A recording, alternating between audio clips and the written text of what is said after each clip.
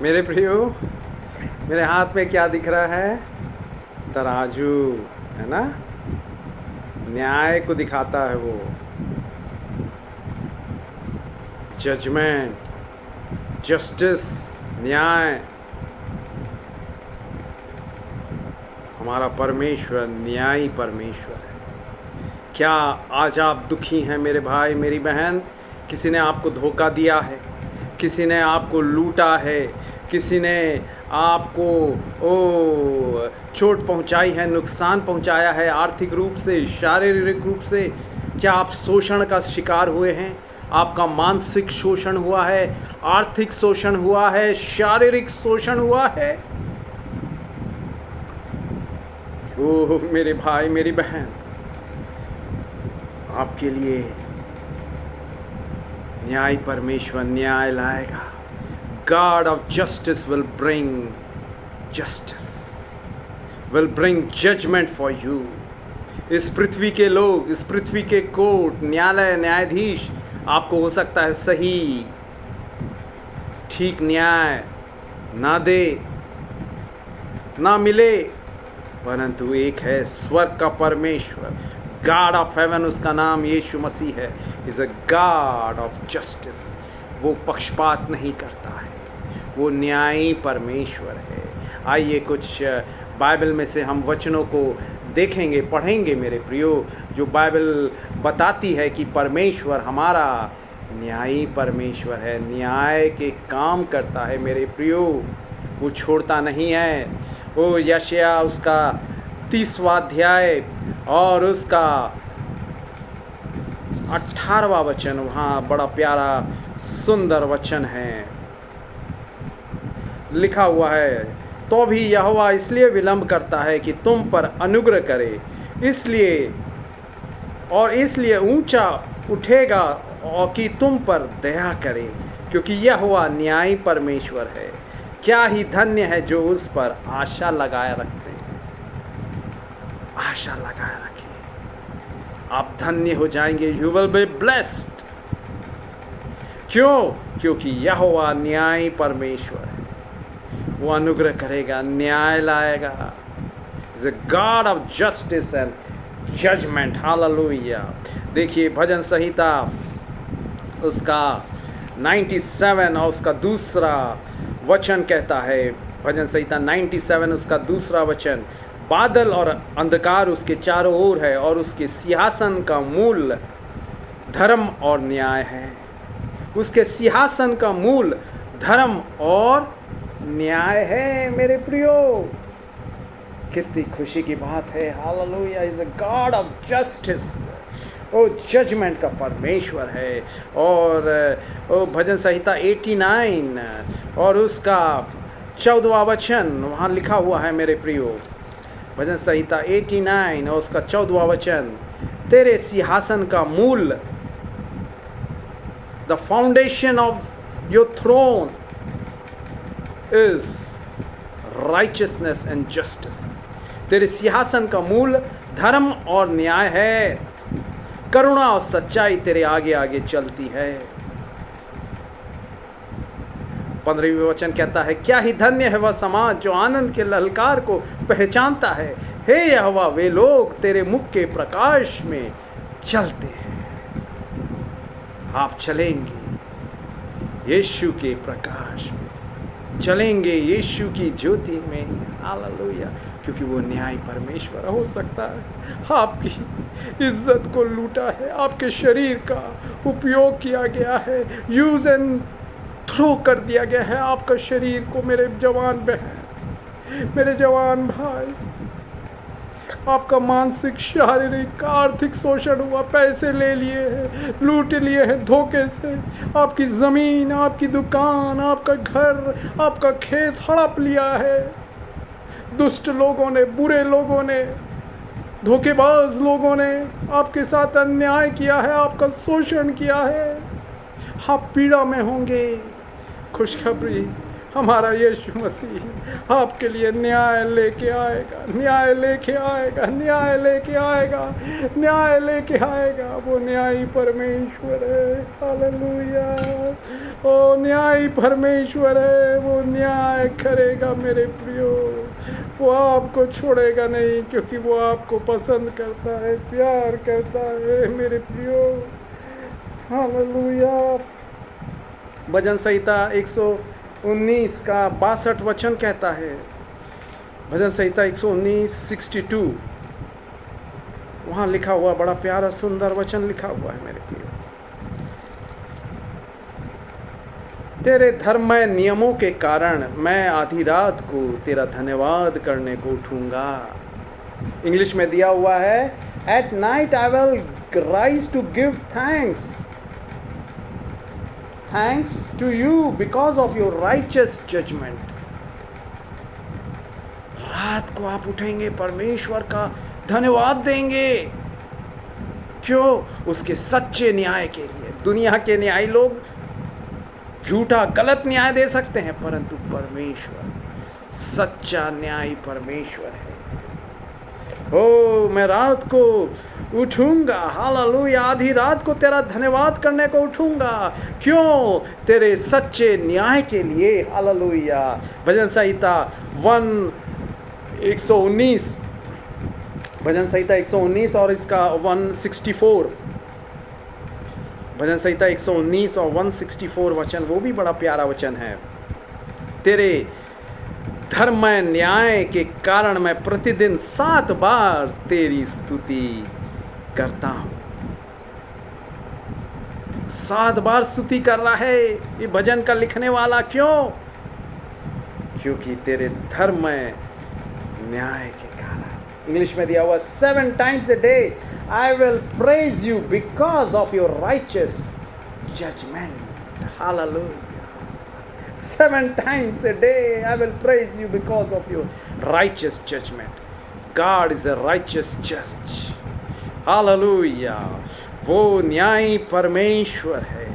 वो न्याय लाएगा आपके लिए। वो न्याय लाएगा, न्याय लाएगा मेरे प्रियो। न्यायी परमेश्वर है। वो आपके दुख को, वो आपकी पीड़ा को, वो उस धोखे के दर्द को, शोषण के दर्द को जानता है। भजन संहिता 7 उसके 11वें वचन में लिखा हुआ है, परमेश्वर धर्मी और न्यायी है, वरन ऐसा ईश्वर है जो प्रतिदिन क्रोध करता है।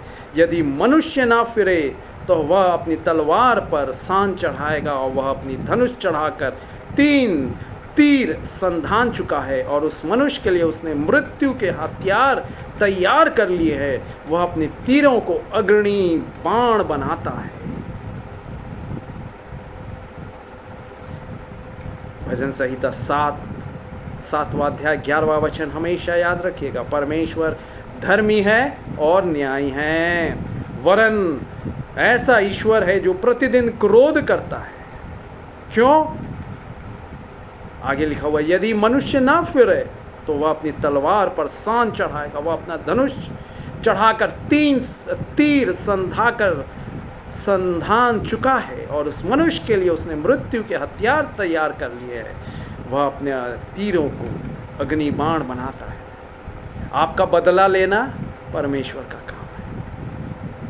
Your revenge is the work. क्योंकि हम जो बदला देंगे वो तो थोड़ा ही सा हो सकता है शारीरिक रूप से, परंतु परमेश्वर की चक्की ऐसी चलती है कि वो पिस डालता है मेरे प्रियो। और देखिए यशायाह 26 और उसका 9वां वचन, यशायाह 26 उसका 9वां वचन, बड़ा प्यारा सुंदर वचन है। वहाँ लिखा हुआ है,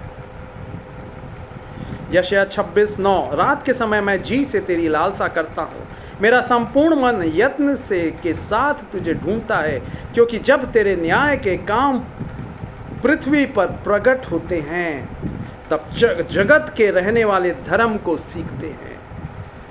जब तेरे न्याय के काम, when your judgments are in the earth, the inhabitants of the world will learn righteousness. जब तेरे न्याय के काम पृथ्वी पर प्रकट होते हैं तब जगत के रहने वाले धर्म को सीखते हैं।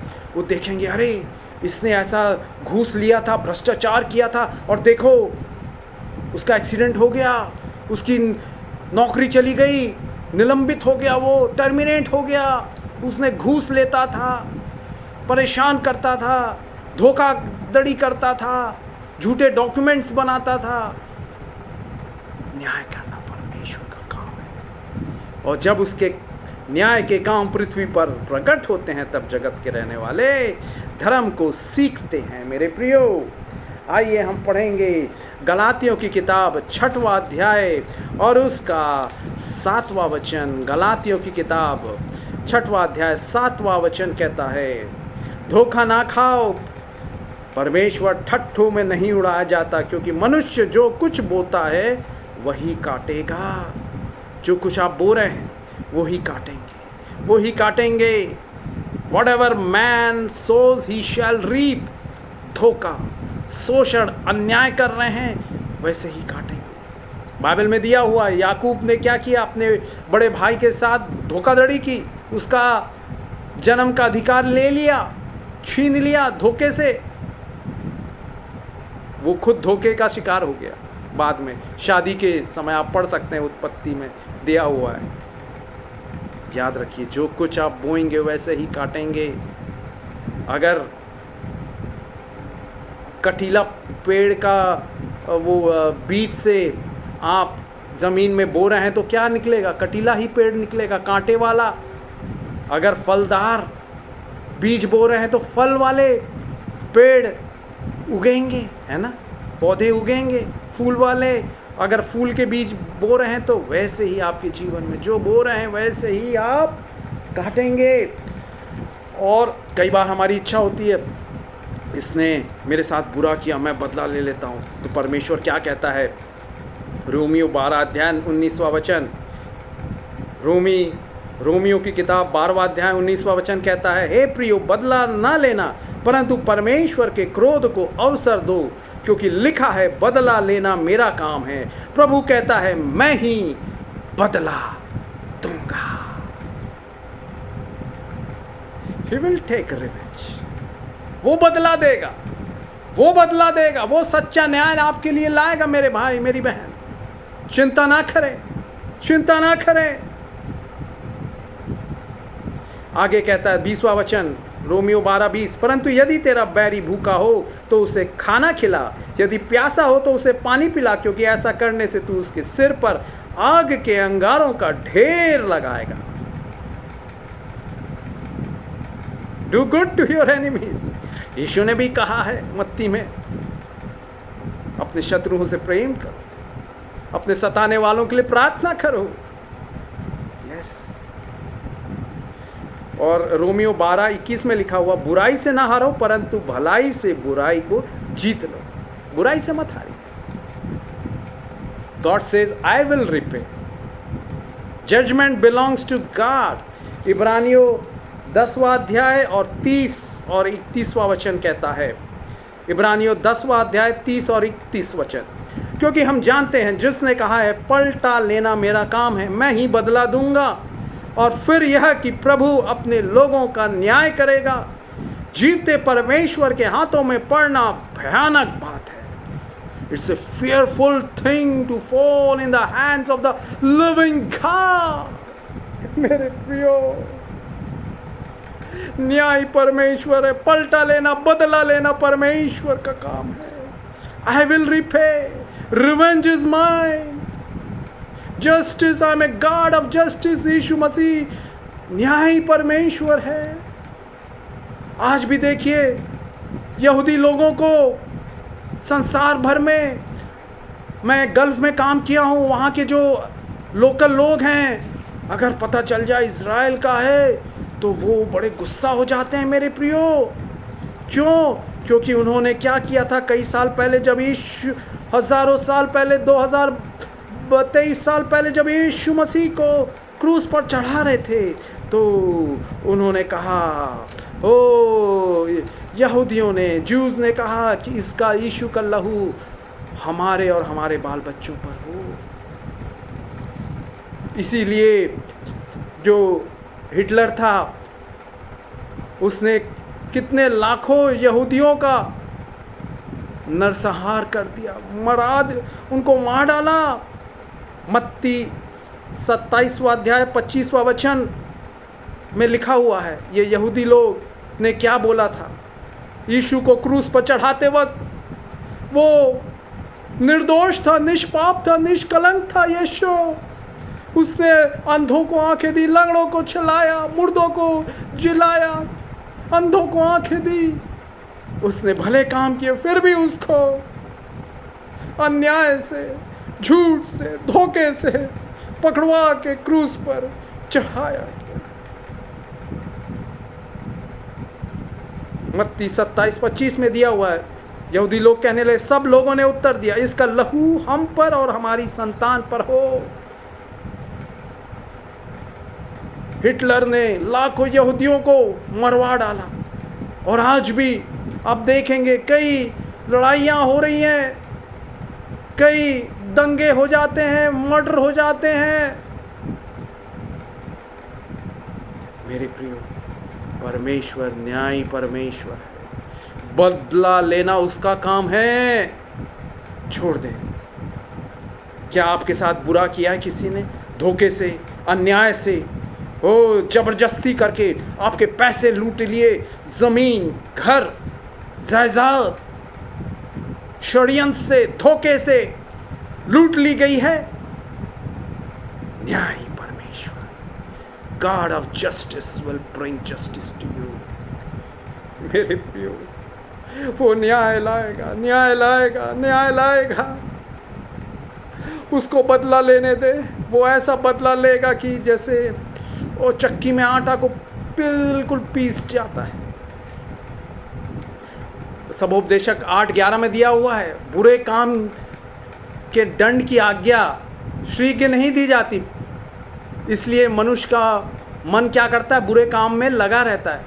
परंतु एक दिन न्याय आएगा और ऐसा उनको दंड मिलेगा, जजमेंट होगा। मेरे प्रियो, मैं बताना चाहूँगा,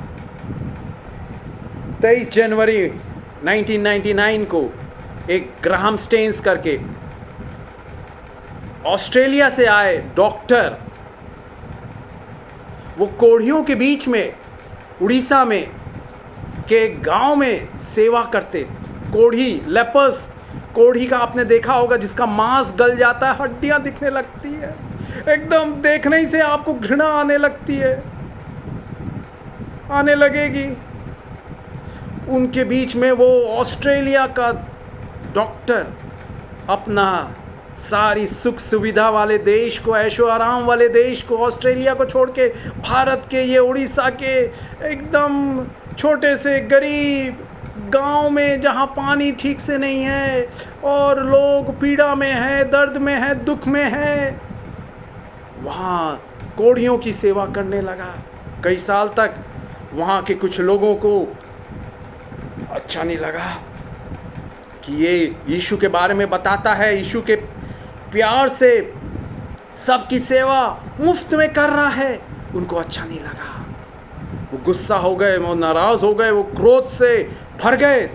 और एक दिन क्या हुआ, रात के समय जब वो एक कैंप मीटिंग ले रहे थे और रात के समय बड़ी ठंड थी, जनवरी का महीना था, वो जीप में अपने 2 लड़कों के साथ सो रहे थे।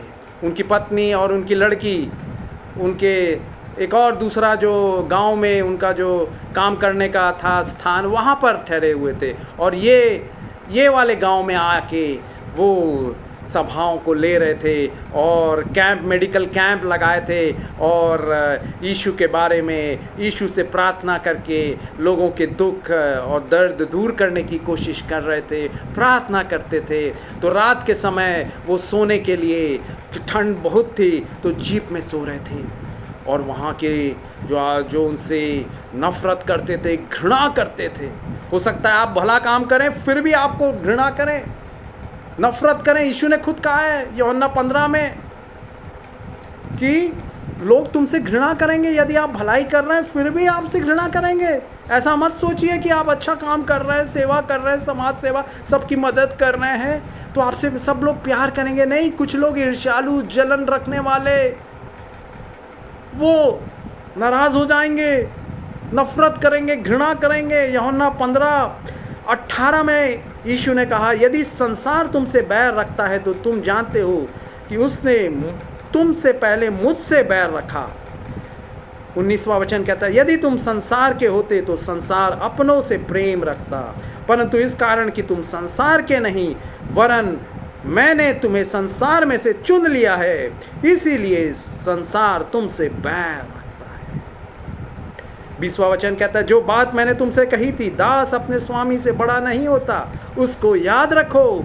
यदि उन्होंने मुझे सताया तो तुम्हें भी सताएंगे, यदि उन्होंने मेरी बात मानी तो तुम्हारी भी मानेंगे। यदि यीशु को सताया गया, उसको तो थूका गया, मुक्के मारे गए, दाढ़ी नोची गई, थूका गया। सोचिए, मुक्के मारे गए, आंखें में पट्टी लगा के उसको मुक्कों की बौछार कर दी 600।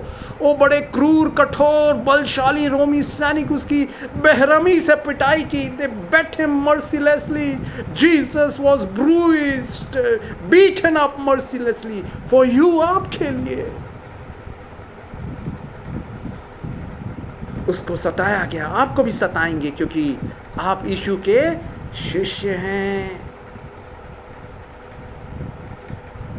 मगर परमेश्वर ने क्या किया मेरे प्रियो, वो रात को लोगों ने जो उससे घृणा करते थे जला दिया। ग्राहम स्टेन्स और उसके 2 लड़के को, बेचारा 10 और 6 साल के थे, फिलिप और तिमोथी, 2 लड़के और ग्राहम स्टेन्स। वो रात को जब उनकी नींद खुली, अरे आग लगा दी किसी ने, वो चिल्लाने लगे, बचाओ बचाओ, कोई नहीं आया बचाने, जिंदा जल गए।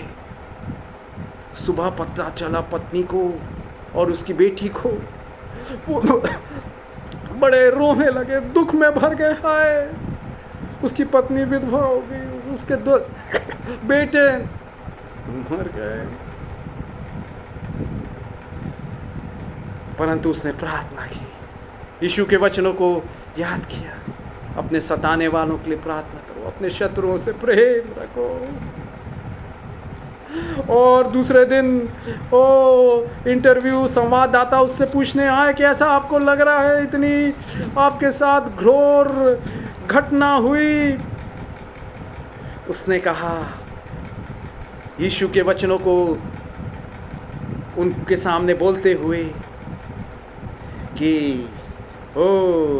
जैसा यीशु ने कहा है मत्ती 5 में, शत्रुओं से प्रेम करने के लिए। मत्ती 5:43 से लेके 48 तक। मेरे प्रियो, हालेलुया। अपने बैरियों से, अपने शत्रुओं से, अपना नुकसान पहुंचाने वालों से प्रेम रखो, अपने सताने वालों के लिए प्रार्थना करो। मत्ती 5:44, मत्ती 5 और उसका 44 वचन में यीशु ने कहा, अपने बैरियों से, सताना शत्रुओं से प्रेम रखो और अपने सताने वालों के लिए प्रार्थना करो। तो उसने कहा, यीशु ने कहा है और यीशु ने मुझे शक्ति दी है, मैं क्षमा करती हूँ अपने पति के और मेरे 2 लड़कों के हत्यारों को क्षमा कर देती हूँ। और टाइम्स ऑफ इंडिया और बड़े बड़े अखबार में ये फ्रंट लाइन आई कि widow of Graham's missionary Graham Stein says she has forgiven her husband and 2 sons murderers. उसके हत्यारों को उसने क्षमा कर दिया है। कई लोग उसके बाद बड़े बड़े उच्च जाति के जो कभी यीशु को मानते नहीं, जानते नहीं, वो बाइबल खरीद के पढ़ने लगे। अरे यीशु ऐसी इतनी प्यार भरी शिक्षा, दुनिया में तो लड़ाई झगड़ा एक सिखा रहा है, मारो काटो, ये है वो है, परंतु यीशु प्यार का संदेश, प्यार भरा संदेश दे रहे। वो लोग बाइबल खरीद के पढ़ने लगे और कई लोग यीशु को ग्रहण किए। उसने तो क्षमा कर दिया। ग्लैडिस स्टेन्स ने, ग्राहम स्टेन्स की वाइफ ग्लैडिस स्टेन्स, विधवा, जिसके 2 लड़कों को जिंदा और पति को जिंदा जला दिया गया, उसने माफ़ कर दिया। परंतु जैसे बाइबल में लिखा हुआ यीशु ने कहा है, बदला लेना मेरा काम है। रोमियो 12:19, इब्रानियों 10:30 और 31, पलटा लेना, बदला लेना उसका काम है। क्या हुआ? कुछ ही महीनों बाद, अक्टूबर के महीने में अचानक से न्यूज़ में आया एक तूफान, साइक्लोन आ रहा है, वो वेस्ट बंगाल जा रहा है। और आखिरी दिन वेस्ट बंगाल के लोग, सरकार सब तैयारी कर रही है कि वो तूफान आ रहा है, साइक्लोन आ रहा है। परंतु अंतिम दिन कुछ घंटे पहले वो साइक्लोन ने दिशा बदल ली और उड़ीसा में खूब जोर से, तेज गति से हवा चली और खूब बरसात हुई। करीब 10-15 दिन तक लगातार पानी गिरता रहा। मेरे प्रियो, उससे क्या हुआ? हजारों लोग, करीब 20, 25, 30 हजार लोग मर गए। वो बाढ़ आ गई, वो साइक्लोन से, तूफान से। और बोलते हैं कई महीनों के बाद भी लाशें सड़कों में पड़ी थी, क्योंकि पानी उतरा नहीं था। वो 10-15 दिन में लगातार इतना पानी गिरा कि सब भर गए, सड़कें टूट गई, जलमग्न हो गई, लाशें पड़ी हुई हैं, घर डूब गए, संपत्ति डूब गई, लोगों के टीवी, फ्रिज महंगे महंगे सब खराब, बर्बाद, नष्ट हो गया, नाश हो गया। परमेश्वर पलटा लेता है। हजारों मर गए। वो कहाँ? साइक्लोन वेस्ट बंगाल जा रहा था, परंतु आखिरी कुछ घंटे पहले अचानक से, सरकार भी तैयार नहीं थी, उड़ीसा आ गया। उस निर्दोष का जो भलाई कर रहा था, वो ऑस्ट्रेलिया के सुख सुविधा वाले देश को छोड़कर मच्छर मक्खी, धूल वाले, डस्ट वाले, मॉस्किटो वाले देश में आया, भारत देश में, वो भी उड़ीसा के गांव में कोड़ियों के बीच में सेवा करते हुए अपनी जान निछावर कर दी, कुर्बानी की। परमेश्वर ने न्याय किया, हजारों लोग मर गए। उसके साथ ही एक और दर्द विदारक घटना है जो ये बात साबित करती है कि परमेश्वर न्यायी परमेश्वर है। मेरे प्रियो, मैं गुजरात में, यीशु ने मुझे नौकरी दिलाई, मैं प्रार्थना करता था। लोग तो America, Europe, UK, Hyderabad, Chennai, Madras जाते हैं, बेंगलोर जाते हैं, वहाँ तो यीशु को मानने वाले, जानने वाले कई हैं, परंतु मुझे वहाँ ले जाइए जहाँ आपके बारे में ज़्यादा लोग नहीं जानते। आपके सुसमाचार की रोशनी थोड़ी धीमी है, कम है, वहाँ ले जाइए ताकि मैं आपकी रोशनी को, यीशु के प्यार की रोशनी, यीशु के प्यार की सुगंध, खुशबू को वहाँ फैला सकूं। और यीशु ने अद्भुत रीति से उपाय किया।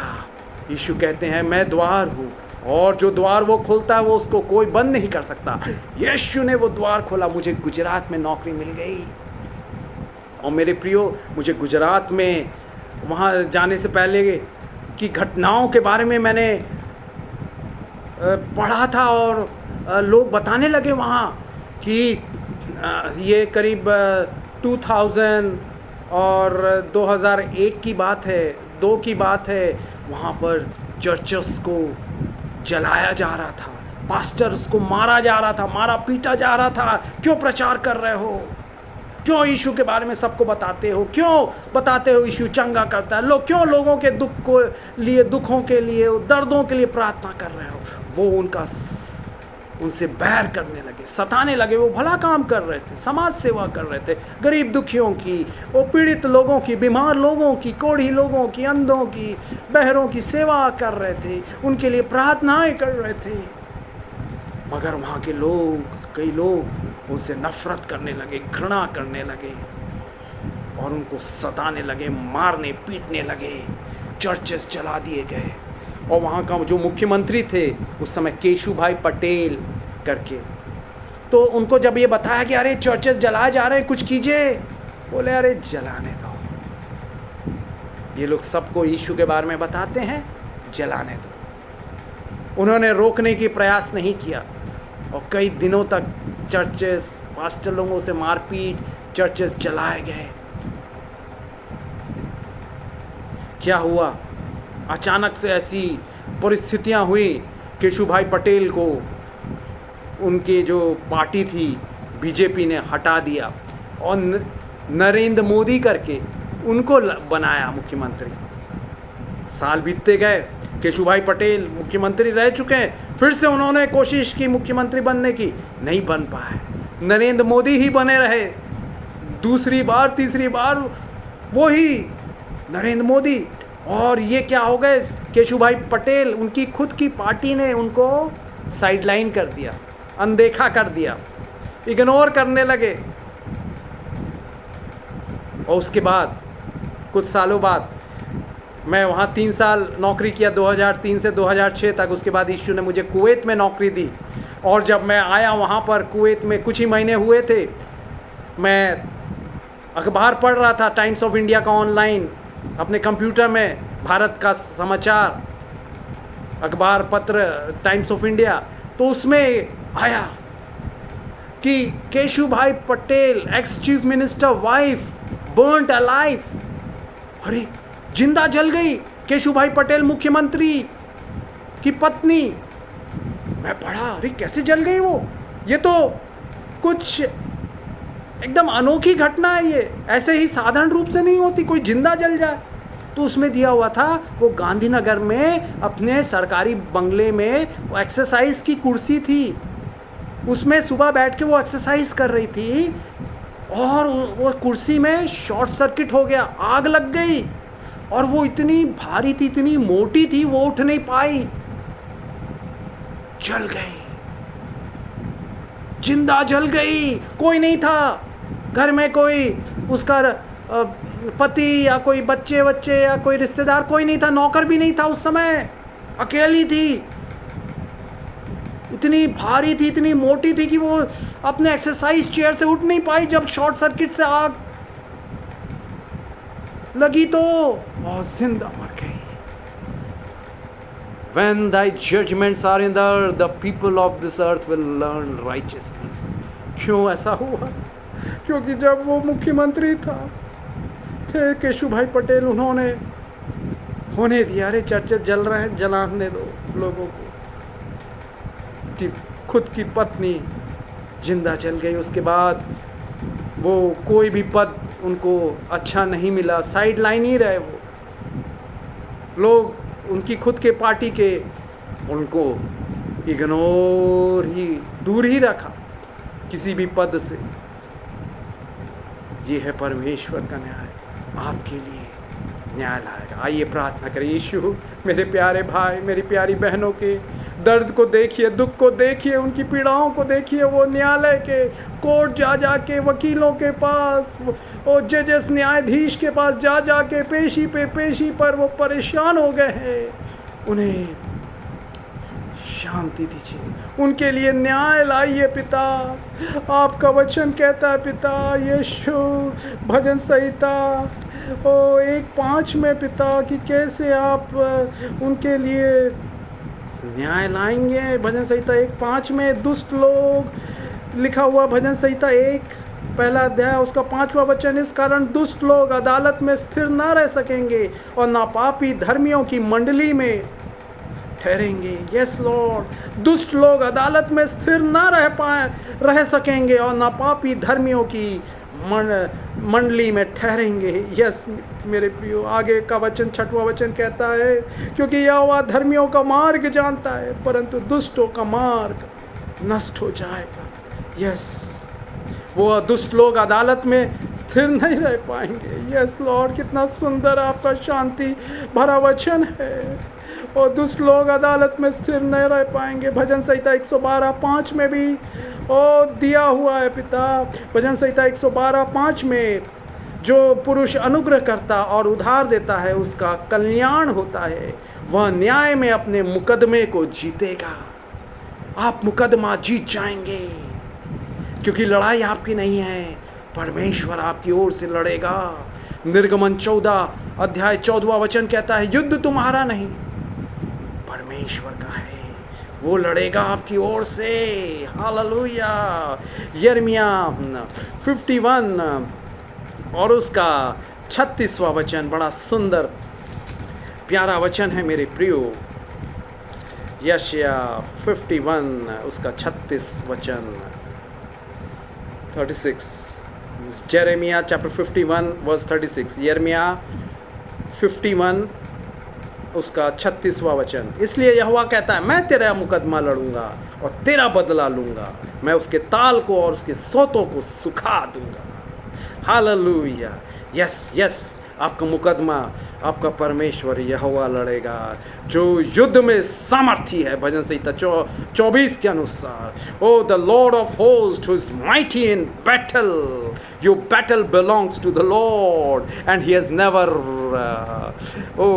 Lost any battle. वो कभी अपनी लड़ाई को हारा नहीं है परमेश्वर, क्योंकि वो सृष्टिकर्ता, सामर्थी, शक्तिशाली है। हालेलुया। और यीशु मसीह आपका एडवोकेट है, वकील है, बिचवई है। पहला यूहन्ना 2 अध्याय 1 वचन कहता है, Jesus Christ is our advocate. Yeshu Masih हमारा वकील है। हालेलुया। वो आपकी लड़ाई लड़ेगा और वो कभी हारा नहीं है। उसने मृत्यु को, शैतान को, दुष्ट को हरा दिया क्रूस पर। सारे शत्रु की शक्तियों को नाश कर दिया, नष्ट कर दिया। आपके लिए न्याय लाएगा। प्यारे यीशु, आप न्यायी परमेश्वर है। You are a God of justice. Bring justice, bring justice. Yes Lord. आपके प्यारे बेटों का, बेटियों के आंसुओं को पोंछिए, गले लगाइए, चूमिए, आशीष दीजिए। यीशु के सामर्थी, न्याय देने वाले, न्याय करने वाले नाम में, ओ पक्षपात नहीं करने वाले नाम में मांगते हैं। आमीन। यीशु आपको सहारा देगा। आप हो सकता है पैसे वाले, पद वाले, प्रतिष्ठा वाले, प्रभाव वाले, या पहचान आपकी किसी बड़े व्यक्ति से ना हो। आपकी पहचान यीशु मसीह है। जब वो आपके लिए लड़ेगा, सब हार जाएंगे। हालेलुया। मेरे एक रिश्तेदार भी धोखे से, उन्होंने मेरे दादा से, मेरे प्रियो, ज़मीन ले ली मेरे पापा के हक की। उस मेरे दादा ने मेरे पापा का सिग्नेचर बना के ज़मीन ले ली, उसको बेच दी अपनी बहन के लड़के को। उसने मटन खिला दिया, चिकन कुछ खिला दिया, उसका दिल पिघल गया और उसने बेच दिया। और उसके बाद क्या हुआ? सालों बाद वो तो बड़े बन गए, वो ज़मीन में बड़ा बंगला बना लिया, कुत्ते, मुर्गियाँ, बतख और चिड़ियाएँ पाल रहे हैं, तोते पाल रहे हैं, खरगोश पाल रहे हैं, और 4-5 कमरे हैं। हम केवल 2-3 छोटे कमरों का, 2 कमरों का मकान में, सरकारी मकान में रहने लगे। मगर साल बीतते गए और परमेश्वर मेरी माँ को ऑफिसर बना दिया, प्रमोशन पे promotion.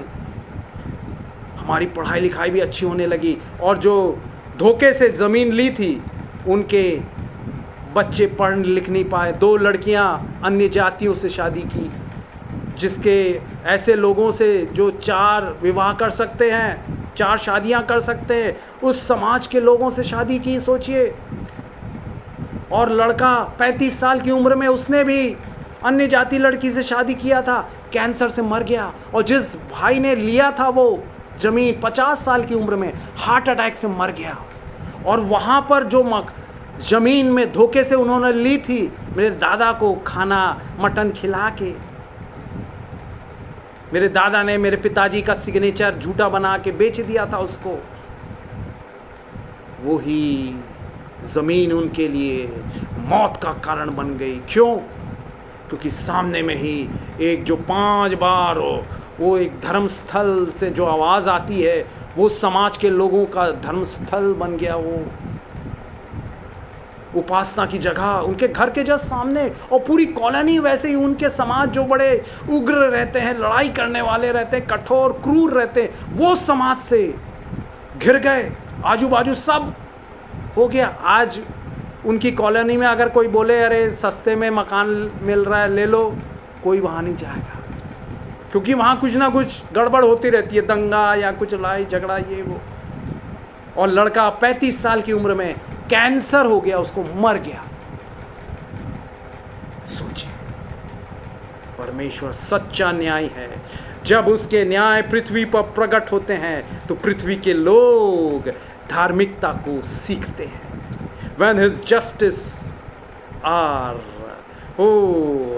done in this earth, the people of earth will learn righteousness. When your judgments are in the earth, the inhabitants of the world will learn righteousness. यीशु मसीह न्याय परमेश्वर है, आपके लिए न्याय करेगा। आनंद करें, खुश रहें, शांति के साथ रहें, अपनी लड़ाई उस पर सौंप दें। आमीन, आमीन, आमीन।